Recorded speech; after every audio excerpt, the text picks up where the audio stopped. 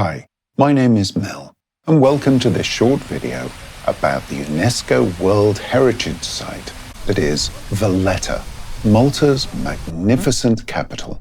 This tiny walled city was founded in 1566 by the mysterious Order of the Knights of St. John.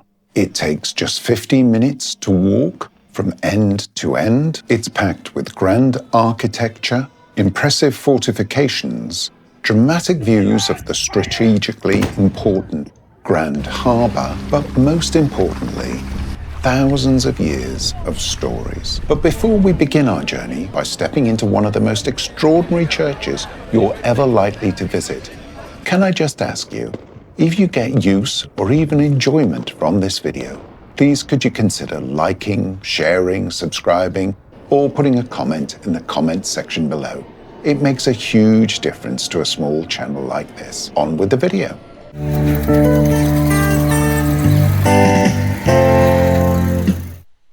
At first glance, St. John's Co-Cathedral looks relatively modest from the outside, especially from the side entrance, which is where you actually gain entry having paid your €15. But step inside and it's pure Baroque brilliance. Some might even say Baroque bling. It was built in the 16th century by the Knights of St. John who ruled the island then. This cathedral is a celebration of wealth, power, and devotion. Every inch is decorated. The intricate stone carvings to the colourful marble floor, which actually marks the tombs of hundreds of the knights. The cathedral is home to two of Caravaggio's masterpieces. The first, which you can get up close and personal with, is St. Jerome writing. However, the second, the beheading of St. John the Baptist, is truly remarkable. It's one of Caravaggio's largest paintings and the only one he is known to have signed. The blood from St. John's neck forms the signature. Seeing it here in this dramatic setting is unforgettable. After the richness of the cathedral, Upper Baracca Gardens offers a moment of calm and the best view in Valletta. From this elevated viewpoint, you can see the full scale of the Grand Harbour, once considered one of the most important ports in the known world, and consequently it's been fought over for centuries. And if you get here early enough, it's also a good place for watching the activities of the saluting battery below.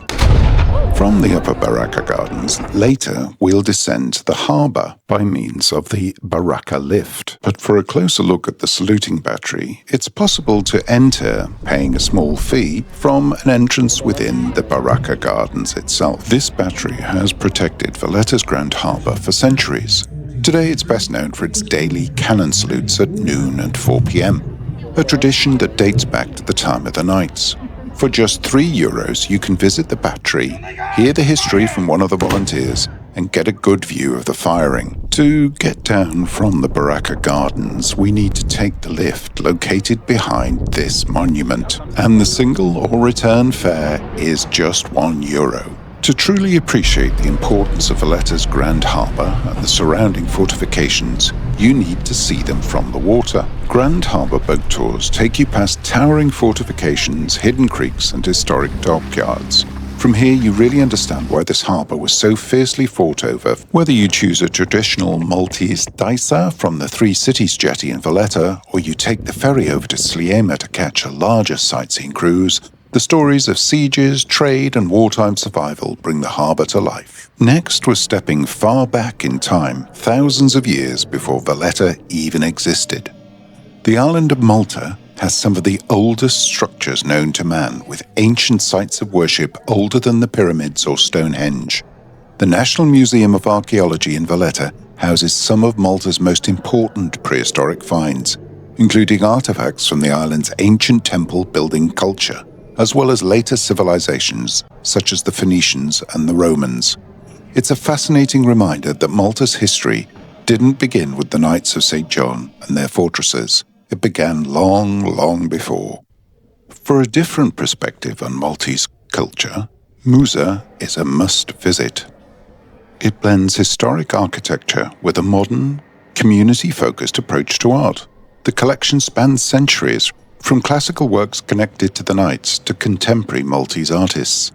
The museum also hosts a disputed third Caravaggio, as well as unusually for Maltese tourist attractions, somewhere to eat and drink. Again, just steps away is the Grand Master's Palace, once the political heart of Malta. This palace was the official residence of the Grand Master of the Knights and later became the seat of government. Today it tells the story of power, diplomacy and ceremony. The richly decorated staterooms showcase stunning tapestries and artworks, whilst the palace armoury contains one of the world's largest collections of historic armour, a reminder that Valletta was built not just for beauty, but also for defence.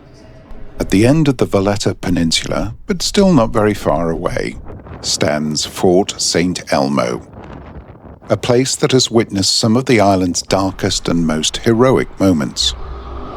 The National War Museum is inside the fort and covers Malta's role in major conflicts, including the Great Siege of 1565 and also the Second World War, when the strategic importance of the harbour and the airstrips led to the Axis forces bombing Malta more heavily than London. One of the most powerful stories here is the George Cross, awarded to the entire Maltese population for bravery during wartime. It's a moving tribute to resilience and courage, and the emblem of the George Cross appears to this day in the top left-hand corner of the Maltese flag. One thing you're almost certain to want to do when you're in Valletta is to grab a bite to eat or something to drink. And I strongly recommend that you try Maltese food. It's delicious. It's somewhat of a cross between Sicilian food and has North African and, for that matter, British influences. So I thought you might be interested in knowing about some of the places that we ate whilst we were in Valletta. The first of which was Angela's, and this was pretty excellent, I have to say. This was local pasta with rabbit liver, and this is imharet, which is a date pastry. Oh, and the wine's good too. Then there was Cheers, where we sat outside but had some local delicacies. First of which was the local version of arancini with spinach. That was delicious. Then there's fatira, which is a ring-shaped leavened Maltese bread, usually eaten with a filling of tuna. And finally, pastizzi that you see everywhere, which is a savoury pastry filled with either curried mushy peas or ricotta cheese. And then there's the unusually named King's Own Band Club, where it's possible to select fish, but we again tried to go for something more representative of local cooking. We had some appetizers of crostini on local bread, followed by agliotta, which is traditional Maltese fish soup, and then on to seafood pasta, my favorite.